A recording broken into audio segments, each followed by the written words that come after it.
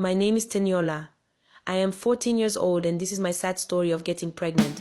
It was a very quiet night when I heard a scream from my mom's room. As I ran to the room, I saw my father on the floor, shaking, and my mom screaming. When we got to the hospital, the doctors told me my father had died of a stroke. A few weeks later, my mother sent me to my uncle's place to start living with him. As I arrived at my uncle's place, he looked at me with sympathetic eyes and carried my loads inside. That same evening, my uncle called me to come and eat and gave me a cold drink, which I gladly drank. When we were done eating, I started feeling dizzy and I fell asleep. When I woke up, I felt strange pains in my body and felt very sour down there. I didn't know what happened to me, so I dressed up and got ready to go to school. When I greeted my uncle, he looked at me and smiled. He said he wouldn't be paying for my school fees since he didn't have money to pay. I left for school. On my way, I was trying to vaguely remember what happened to me the night before, but I couldn't remember. I arrived at school and met my friend, Veronica. I told her I was now living with my uncle, and as we were talking, the principal came in and called all the debtors out and chased them out of the school to go home.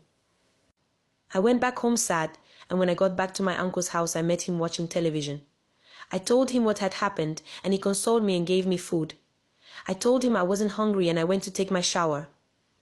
When I was done and wanted to come out, I saw my towel was missing. When I came outside of the toilet, I saw my uncle holding the towel. He showed me some money and told me if I did what he wanted, he would pay for my school fees. I was very embarrassed and shy because I was naked, and I saw the way my uncle was looking at me lustfully. I asked him what he wanted and he started touching me. I tried to stop him, but he became aggressive, and before I knew it, he was already inside me. I screamed and shouted, and he covered my mouth as I cried and looked into his eyes. It only seemed to make him more happy.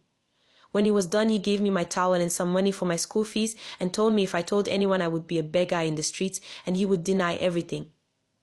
The next day I went to school feeling very sad, and I couldn't tell anyone anything. Even my friend Veronica didn't know anything going on with me.